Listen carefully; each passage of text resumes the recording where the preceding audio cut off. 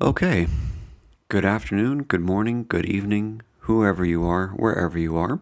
This is Dr. Patrick Lockwood coming back to you, not live, to talk about the Family Addiction and Recovery series that I've been working on. Today, I'll be going over the fourth of the 6 components that I think are useful for all family members and loved ones who are struggling with a patient or someone who's struggling with addiction.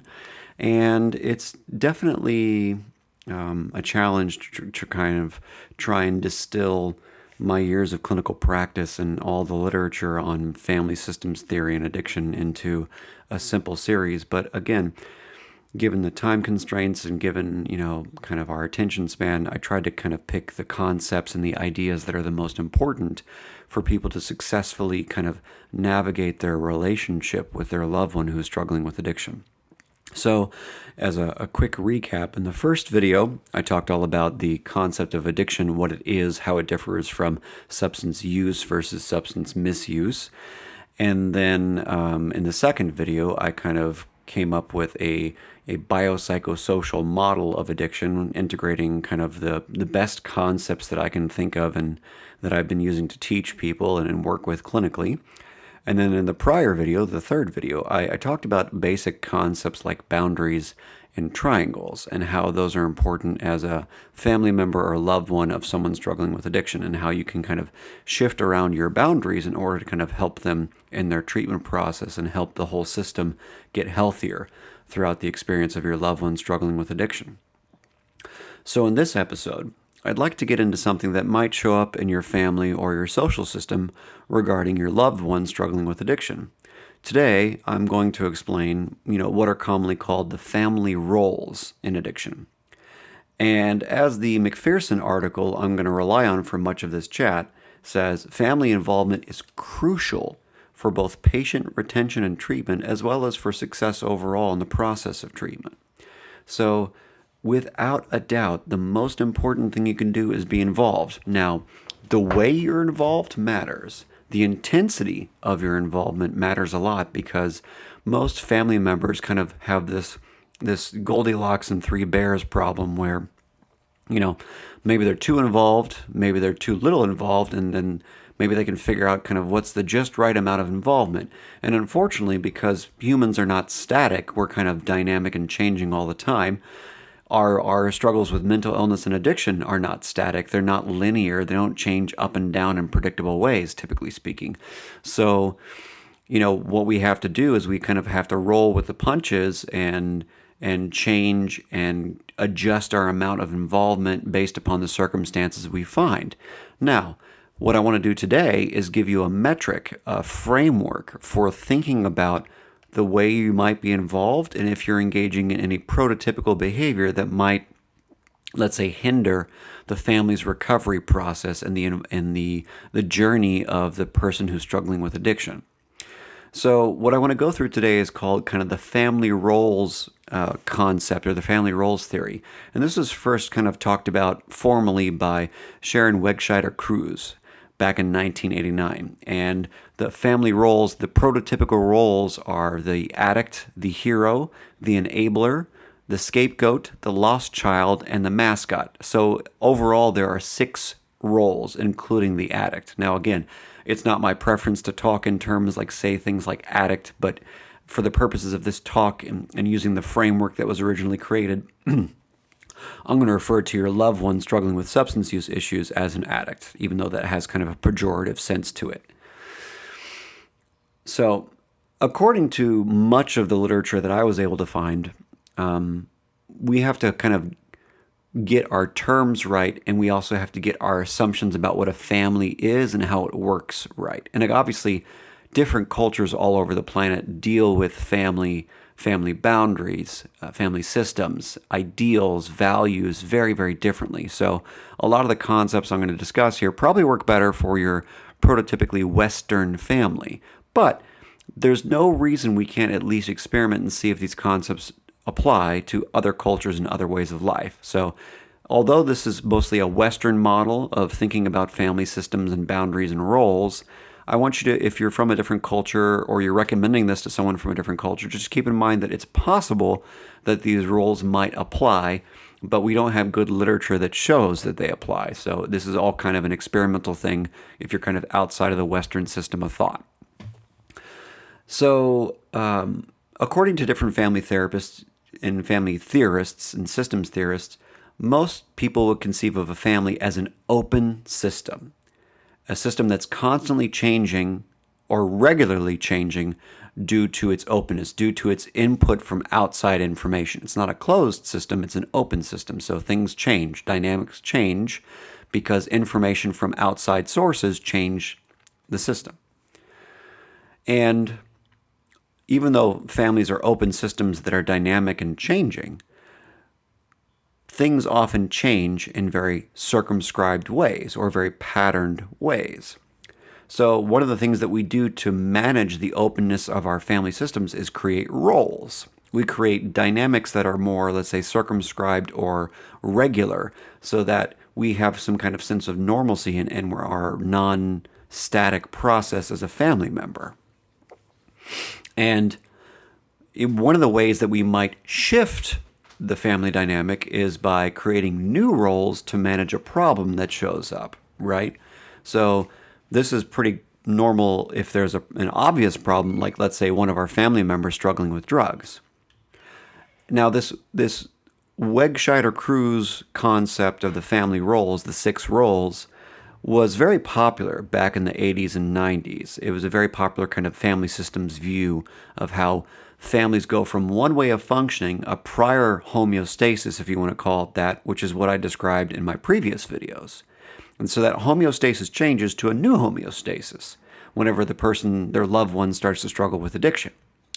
So that new homeostasis might include these roles, these 6 roles, including the addict. Now, unfortunately, there's not a lot of quality research on Wegscheider-Cruz's family roles. And it's absolutely a fair critique to say that, similar to authors like Vernig, to say that this conceptualization only works well in Western cultures, given our values around individuation, being separate, and differentiating in families.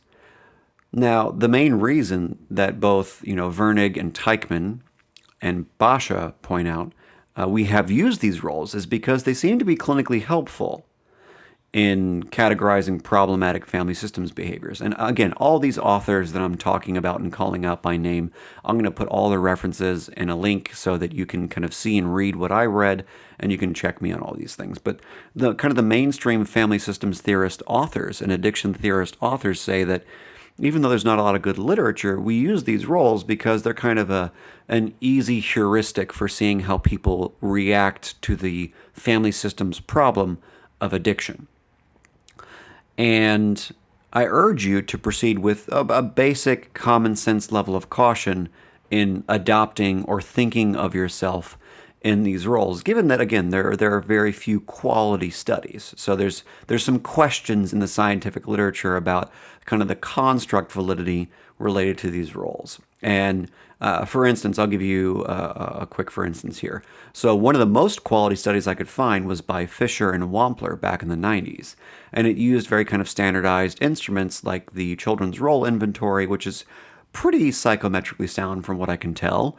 And they basically found that people acting in the hero role were at less of a risk of suffering due to family dysfunction, whereas people taking on the lost child or scapegoat role tended to be more vulnerable to family stress. Now, has this study been replicated? Has it been done over and over and over again, showing that it's a solid finding? No, unfortunately not. It's not been done 1,000 times over, like many other clinical psych studies. So again, it's a cool study, it's a well-done study, but generally speaking, it's not been well replicated, so take it with a grain of salt. So let's just say, for the sake of argument in this talk, construct validity aside, researchers think that these roles might be useful.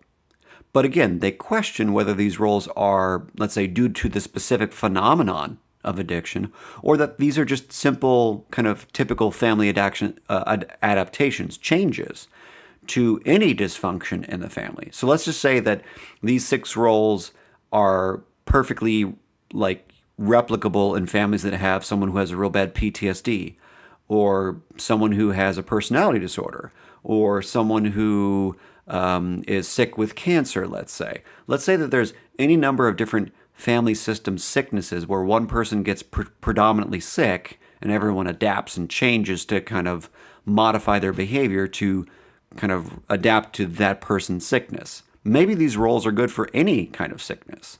So there's a lot of questions about whether or not these roles are perfectly suited for addiction, or if it's kind of a broad program, or whether these roles are really kind of concrete across time. And researchers like Levanas have even used the roles to describe like workplace pathology.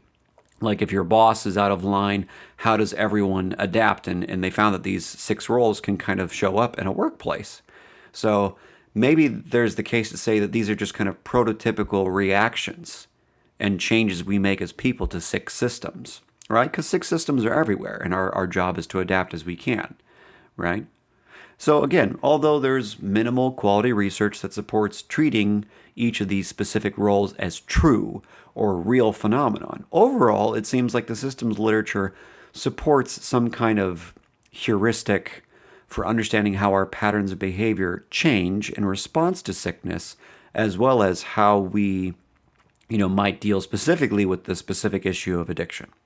So broadly speaking, I'm going to go through these roles with you so that you might be able to identify simple problem behaviors or potential problem behaviors that could be addressed when you're dealing with your loved one who's struggling with addiction.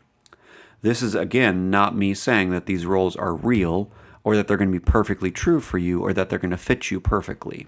Please simply just pay attention and see if any of these characteristics show up in your behavior with your loved one who struggles with addiction. Moreover, we now have pretty strong research showing that there are many different types of families wherein one of the parents might be struggling with addiction, and that usually means that one parent needs to work harder to be in a supportive role, not an enabling role. So we have different types of research showing that different types of family members have different roles regardless, and, it's not going to be a perfect framework. And we even have, in twin studies, like the Kindler article I reference later on, we know that drug misuse is impacted by our environment. So kids struggling with drugs can impact their siblings, and parents can impact their kids, and kids can impact their parents, and so on and so on and so on. So it's not a one-directional, there's one person sick with drug use issues, therefore, everyone else automatically becomes sick. It may be a reciprocal thing. Maybe someone's acting in a scapegoat way, and that kind of makes it easier for someone to struggle with drug use. We don't know. But again, it's a framework, and if this framework works for you, cool. If it's helpful, cool. If it's not, let me know. So now I'd like to go through all the 6 roles.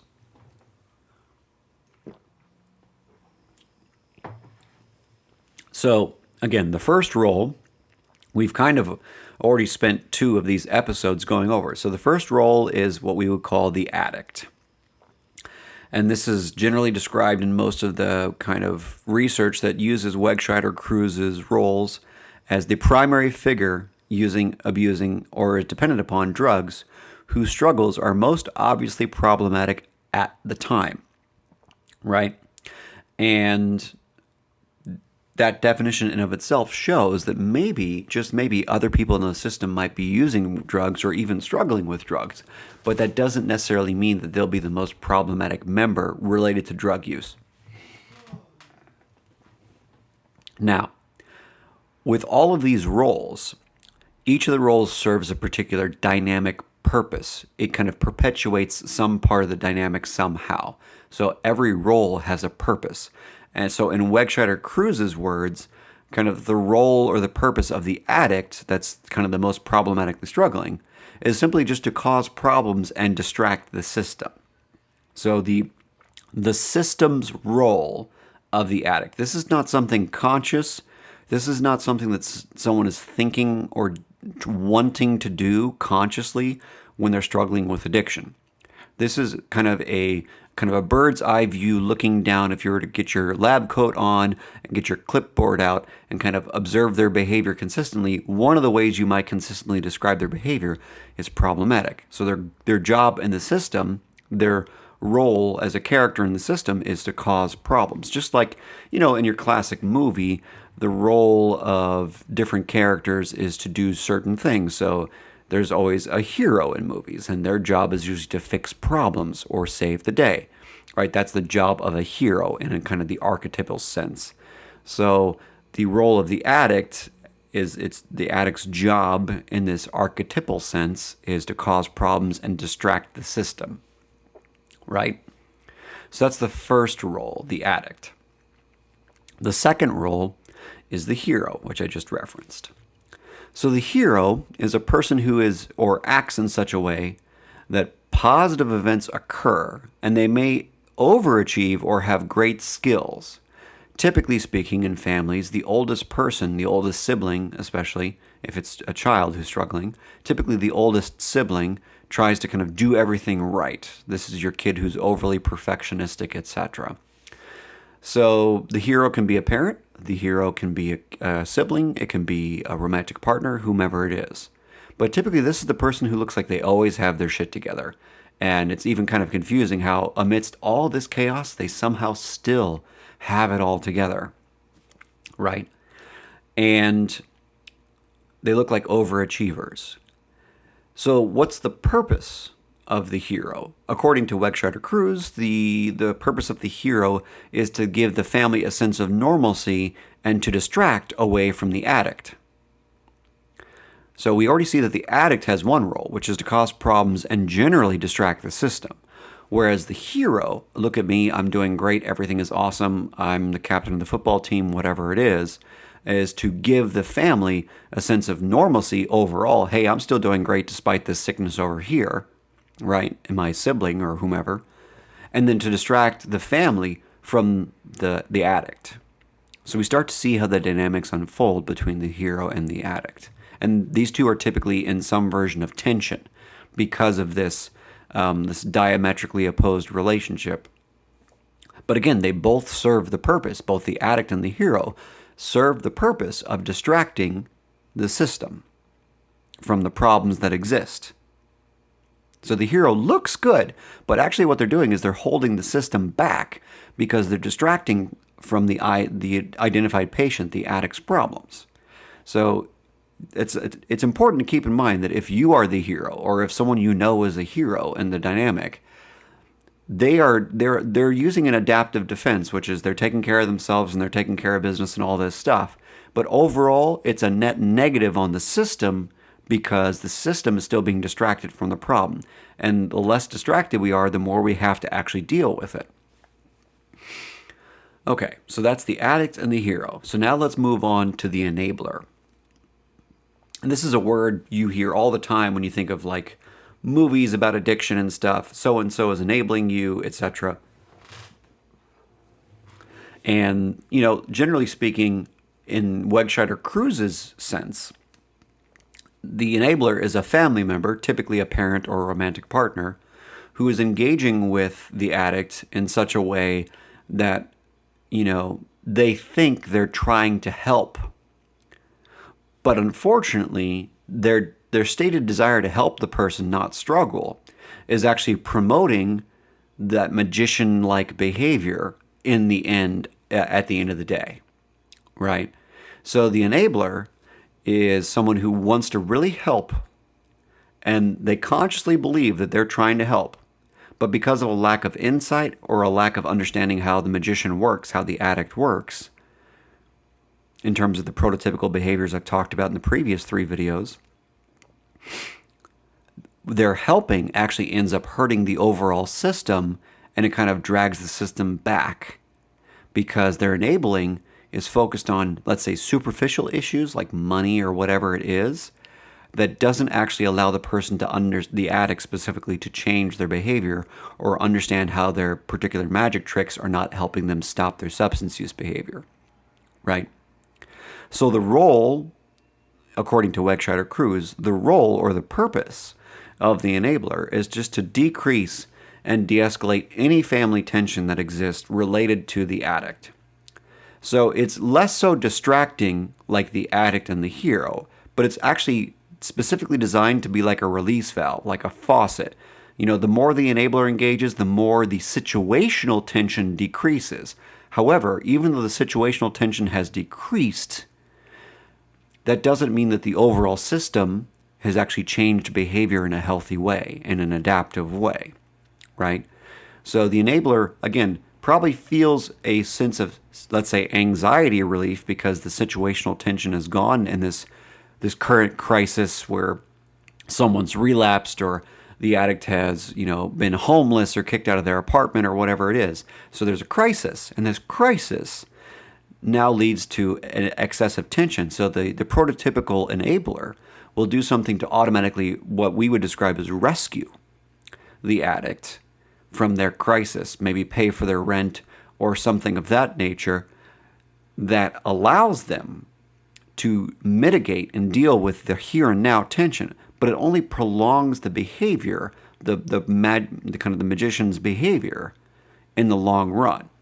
So it's the enabler does what we call makes a bad short-term deal. So they make good short-term deals for bad long-term consequences. And honestly, the way I see it is most of the time when you're working with an enabling person, you want to have to try and convince them, or if you're an enabler and you're listening, you need to try and convince yourself to make a short-term, scary or painful deal that will allow for long-term change in behavior and kind of minimizing the magic tricks that happen.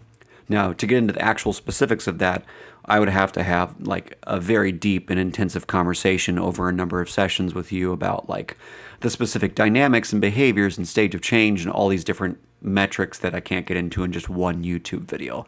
But just know that there are ways that we can shift our behavior away from our prototypical behavior when we're in these, let's say, sick family systems roles. And again, I don't use the word sick in a pejorative way. I mean sick in the same way that you get a cold. Sick in the same way that you might get COVID-19, for instance. It's not your fault. It's just an illness, and there are ways that we can help treat and manage the illness. So it's our job to just recognize the ways in which we might be showing illness and just kind of manage it better. That's all. So we've gone through addict, hero, and enabler. Now, let's shift over to the scapegoat.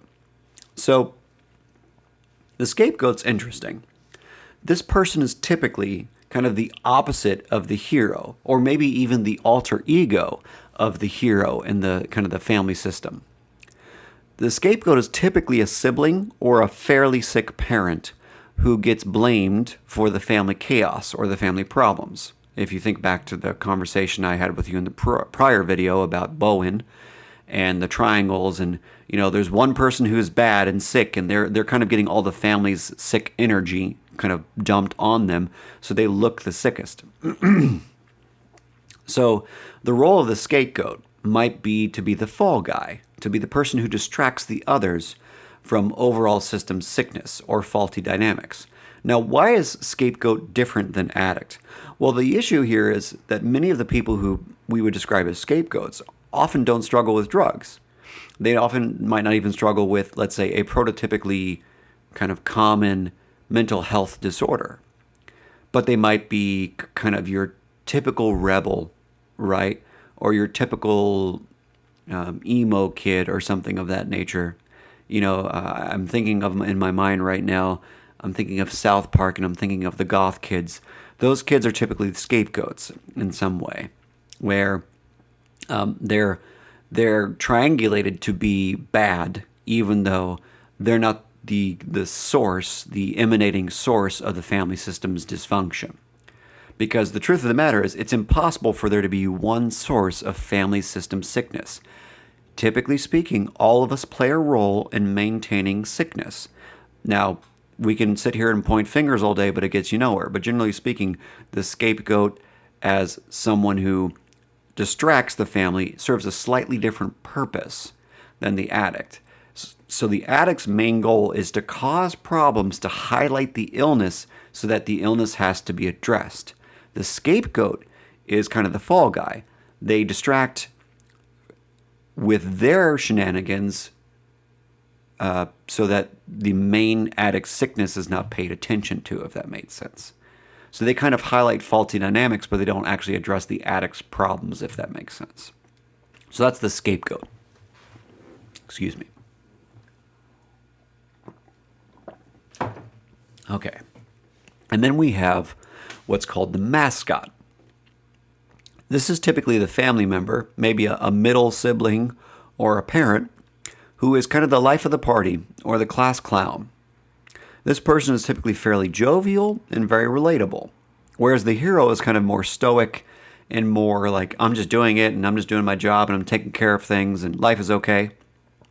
The mascot is kind of the fun one in the family, and they generally seem like, a good family politician. And, this could be the most fragile person in the family.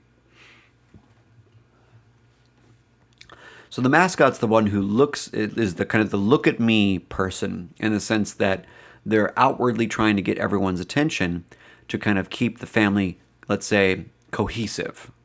So the role or the purpose of the mascot is to decrease family system tension overall, number one, and to make sure that the family system sickness is hidden.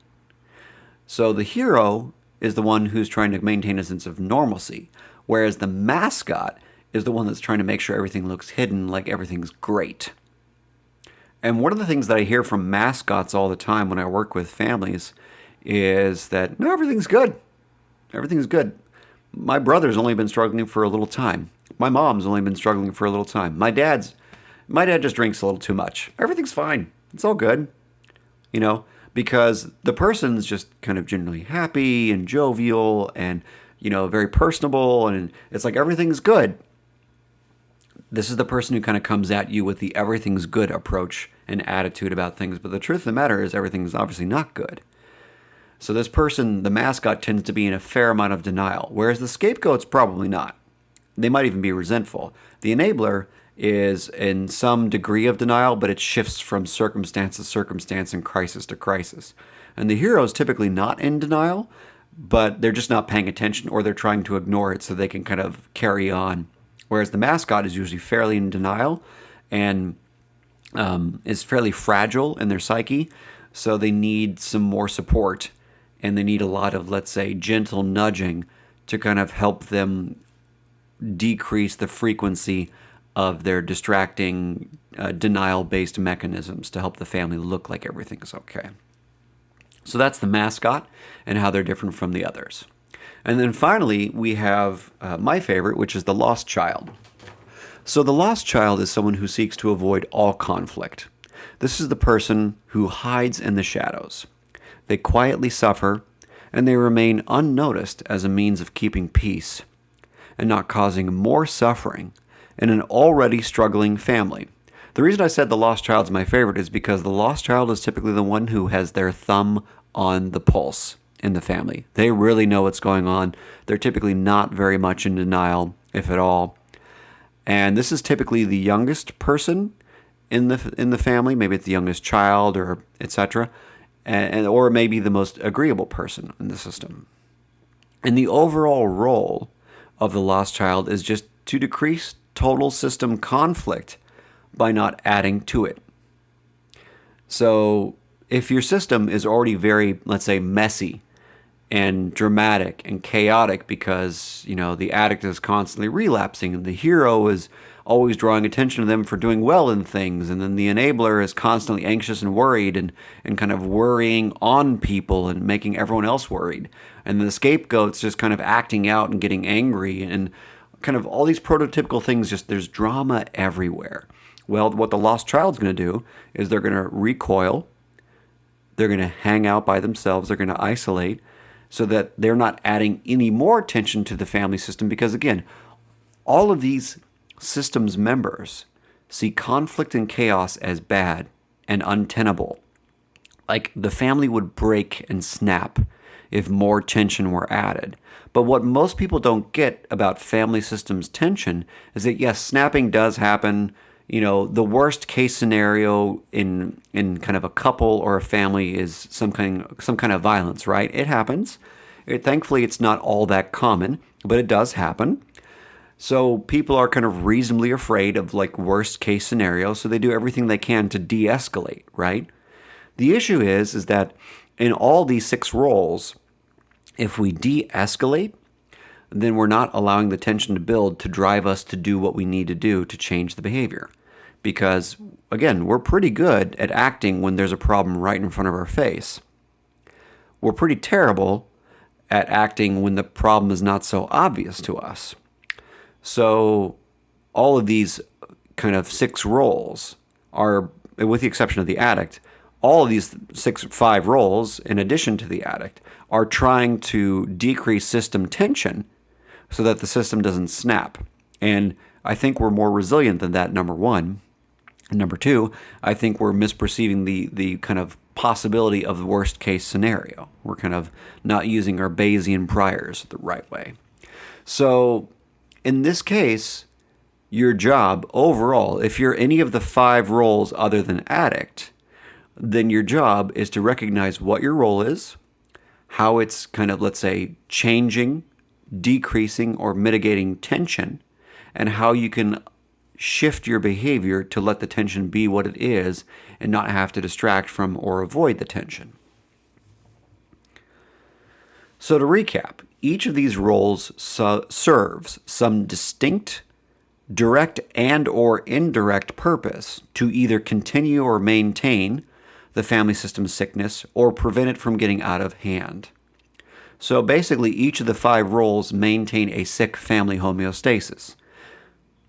And your job is to kind of start acting out of your role, to start kind of recognizing the ways that your role shows up so that you can start acting differently in it.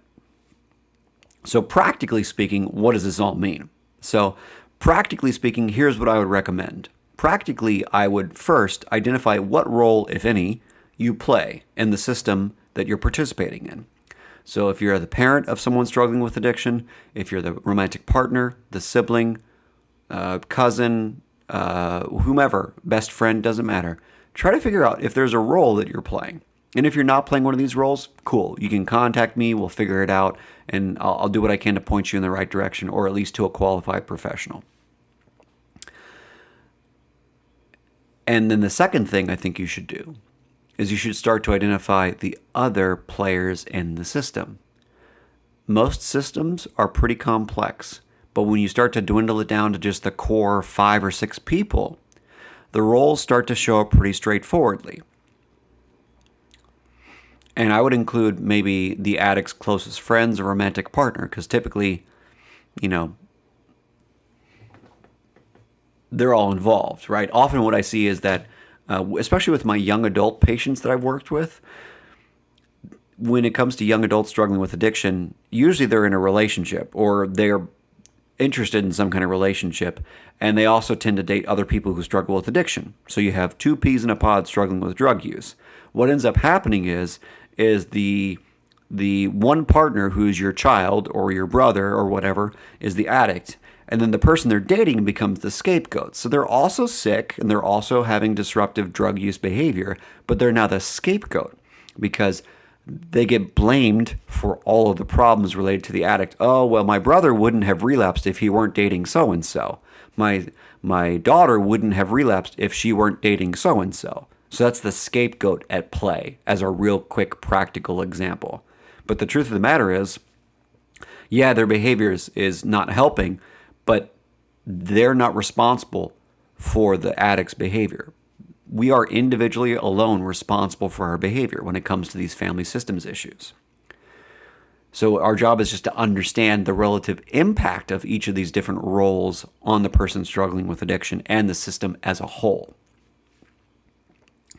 So once you've done that, you've done the first 2 things, the next thing I recommend is that you begin the process of identifying the way your role shows up, and then start to renegotiate your role or your problematic behaviors on your own first, and then maybe out loud with your, let's say, more put together family members, because you're going to start talking about things that they're not ready to hear.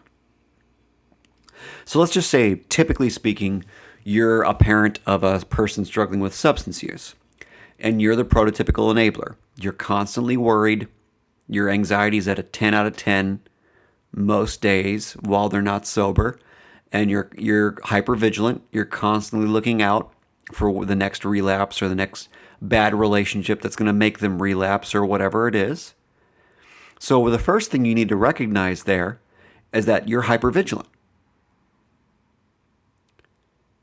And that serves your role. That keeps you on guard so that you're ready to fix the next crisis that comes up. You're in crisis detection mode 24/7 in many cases. So now that you recognize that, your next job is to figure out how you can manage your anxiety more effectively. And there are tons of evidence-based techniques that any clinician can help you with for managing your anxiety. And then you need some family therapy and maybe even some individual therapy, right? So after you've done those three things, then you can be more successful in supporting your loved ones struggling with addiction. And then you're less likely to either directly or indirectly enable them because you're engaging in your self-reflective behavior. You're changing the way that you function in the system. And anytime one person in a system starts to change, in a close system, not like nationally, but in a family, anytime one person in a close system starts to change their behavior, the other players in the system have to change. Now, it might not be, a magical change or a big change, but change has to happen. And if you're consistent in changing your behavior from the kind of the sicker way of operating to the more adaptive way of operating, then everyone starts to change with you. Or things kind of collapse and then a new homeostasis develops. And finally, if you need, please consult a clinician. There's no reason to do this alone. Addiction is a serious illness. It's a life-threatening illness for many people who struggle with it. So consult a clinician. And if you're having a hard time finding someone, I will happily, for free, whatever amount of time you need me for, I will help you find a qualified, no BS professional who can help you start to wrangle these issues and learn the self-care coping techniques you need to kind of participate in your system in a more adaptive way. There's no reason for anyone to struggle. It's tough times right now with COVID-19 and the pandemic and the quarantine, but most therapists are still operating. Most physicians are operating, right? So if you need help with detox, if you need help finding treatment, if you need help finding a family therapist or a sober coach or whatever it is, let me know. You should never have to do this on your own. There's no reason to try and tackle this very confusing, constantly changing landscape by yourself. People are difficult. Mental illness is challenging, so you need to kind of have compassion for yourself and never have to deal with it on your own. It's not your responsibility to fix anything. And the reason you never have to fix anything is because it's not an engine block. People are not objects. We need to have a more compassionate view towards ourselves and other people. And if you don't, you might take on too much, and it might make it very difficult for you to recognize the way that your role is getting in the way of the family system healing. So seek out as much support as you need. Whatever I can do to help you, let me know, okay? So I hope this has been helpful. I hope this has made sense.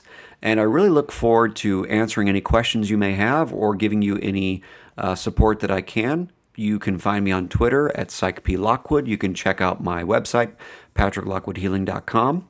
There are so many ways to connect with me. Just connect with me. If you need help, I'm happy to help, okay?